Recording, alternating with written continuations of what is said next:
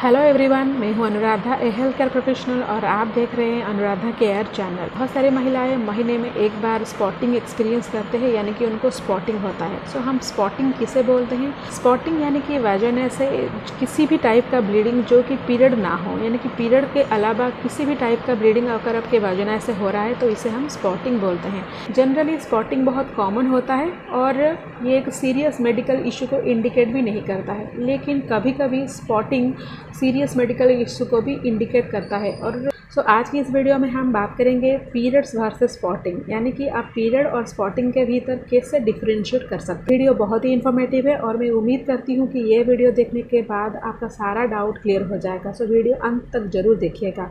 अगर अभी तक आपने अनुराधा केयर चैनल को सब्सक्राइब नहीं किया है या फिर चैनल में नए हैं तो चैनल को जरूर सब्सक्राइब कीजिए और साथ ही साथ बेल आइकन को भी हिट कीजिए, ताकि इसी तरह का इन्फॉर्मेटिव वीडियो आपको आगे भी चलकर मिलती रहे। सो पहले हम जानते हैं कि पीरियड्स हम किसे बोलते हैं। देखिए फ्रेंड्स, हर महिला का जो पीरियड साइकिल लेंथ होता है वो डिफरेंट होता है। जनरली जो 90% महिलाओं को जिनका कि पीरियड रेगुलर होता है, उनका पीरियड 28 डेज से लेकर 32 डेज इसी के अंदर ही आता है। सो अगर आपको हर रेगुलर इंटरवल यानी कि 28 के बाद या फिर 30 डेज़ के बाद आपका जो ब्लीडिंग हो रहा है या फिर, तो इसे हम पीरियड बोलते हैं। बहुत सारे महिलाओं को पीरियड के 1-2 दिन पहले स्पॉटिंग होता है, उसके बाद ब्लीडिंग स्टार्ट हो जाता है, उसके बाद फिर से स्पॉटिंग होता है और फिर पीरियड स्टॉप हो जाता है। फिर उसके 28 या फिर उनका जो साइकिल लेंथ डेज के आफ्टर फिर से स्पॉटिंग होता है, फिर उसके बाद थोड़ा बहुत ब्लीडिंग होता है और उसके बाद स्पॉटिंग होकर रुकता है।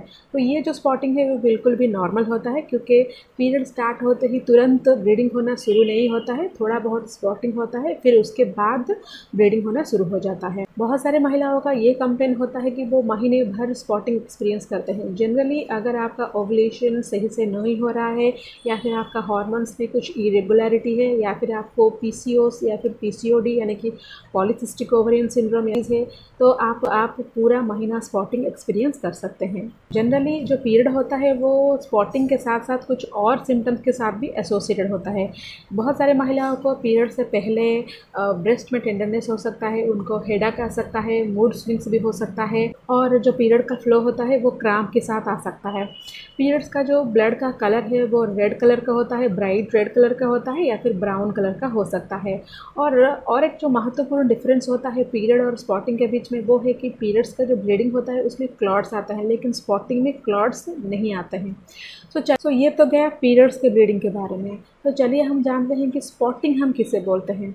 जनरली जो स्पॉटिंग होता है वो बहुत ही इरेगुलरली आता है, यानी कि महीने में किसी भी टाइम पर आपको स्पॉटिंग हो सकता है। इसका पीछे जो महत्वपूर्ण वजह है वो है आपका हार्मोनल इरेगुलरिटीज़, और इसका जो फ्रीक्वेंसी है वो बहुत ही इरेगुलर होता है। आप स्पॉट करते हैं, उसके बाद वो स्टॉप हो जाता है, फिर 1-2 दिन के लिए स्पॉटिंग होता है, फिर उसके बाद स्टॉप हो जाता है। अगर आपको पीरियड के 14, 15, 16, 17 डे पर स्पॉटिंग देखने को मिल रहा है तो ये ओवुलेशन की वजह से हो सकता है, क्योंकि ओवुलेशन के दौरान भी थोड़ा बहुत स्पॉटिंग देखने को मिलता है और ये भी एक नॉर्मल साइन है।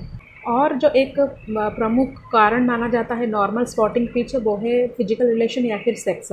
अगर आप वो फिजिकल रिलेशन में हैं या फिर सेक्स के हैं तो आपके रिप्रोडक्टिव ऑर्गन में अंदरूनी चोट के कारण से या फिर एब्डोमिनल पेन के साथ थोड़ा बहुत स्पॉटिंग देखने को मिल सकता है, और ये भी बहुत नॉर्मल बात होता है। जनरली स्पॉटिंग का जो कलर होता है वो रेड नहीं होता है, ये ब्राउन हो सकता है या फिर लाइट ब्राउन हो सकता है। स्पॉटिंग का जो ब्लड होता है उसका जो टेक्सचर है वो पीरियड के ब्लड से डिफरेंट होता है, उसका जो स्मेल होता है वो भी डिफरेंट होता है। तो चलिए हम जानते हैं कि स्पॉटिंग के पीछे क्या क्या कारण हो सकता है। पहला जो कारण है वो है ओवुलेशन। अगर महीने के बीचों बीच 14, 15 या फिर 16 डे पर आपका स्पॉटिंग दिखने को मिल रहा है और फिर बाद में वो स्टॉप होता है तो ये ओवुलेशन का स्पॉटिंग हो सकता है।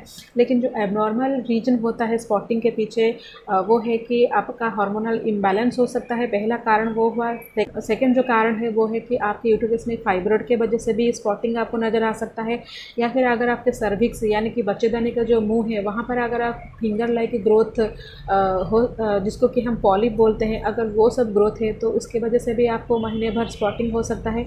अगर आपको पॉलीसिस्टिक ओवरियन सिंड्रोम यानी कि PCOD है तो इसके कारण भी आपका पीरियड फ्लो रेगुलरली ना आकर या कि आपका पीरियड फ्लो खुलकर ना आकर थ्रू आउट द मंथ आपको स्पॉटिंग हो सकता है। अगर आप कॉन्ट्रासेप्टिव यूज़ कर रहे हैं और कुछ ब्रांड चेंज किए हैं या फिर जो रेगुलर कॉन्ट्रासेप्टिव हाल ही में यूज़ कर रहे हैं तो इसके वजह से भी आपको स्पॉटिंग हो सकता है। अगर आपने कॉपर टीका भी यूज़ किए हैं हाल ही में तो भी इसके वजह से भी आपको स्पॉटिंग हो सकता है।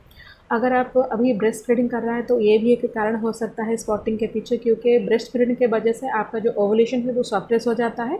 सो ओवुलेशन सप्रेस होने के कारण पीरियड खुलकर नहीं आता है और आपको स्पॉटिंग एक्सपीरियंस हो सकता है। इसके अलावा अगर आपके रिप्रोडक्टिव सिस्टम में कुछ इंजरीज़ है या फिर आपको सेक्सुअली ट्रांसमिटेड डिजीज़ या फिर पेल्विक इन्फ्लामेटरी डिजीज़ ये सब है तो इसके कारण की वजह से भी आपको स्पॉटिंग हो सकता है।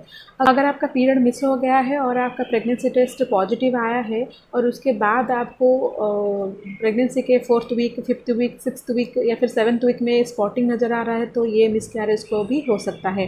तो प्रेगनेंसी के शुरुआती दिनों में अगर आपको स्पॉटिंग हो रहा है तो ये मिसकैरेज भी हो सकता है, आपका इक्टोपिक प्रेगनेंसी भी हो सकता है, मोलर प्रेगनेंसी भी हो सकता है। सो अगर आपको इस दौरान कुछ भी स्पॉटिंग नज़र आ रहा है तो आप बिना देरी के आप अपने डॉक्टर को ज़रूर कंसल्ट कीजिए।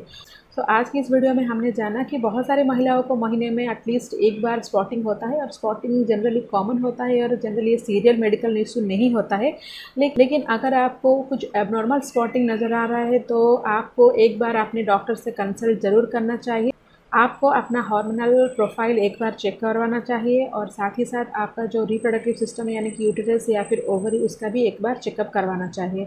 सो मैं उम्मीद करती हूँ कि ये वीडियो आपको ज़रूर मदद करेगा ये जानने में कि पीरियड और स्पॉटिंग इसके बीच में क्या डिफरेंस है, कब स्पॉटिंग नॉर्मल होता है और कब स्पॉटिंग एबनॉर्मल होता है।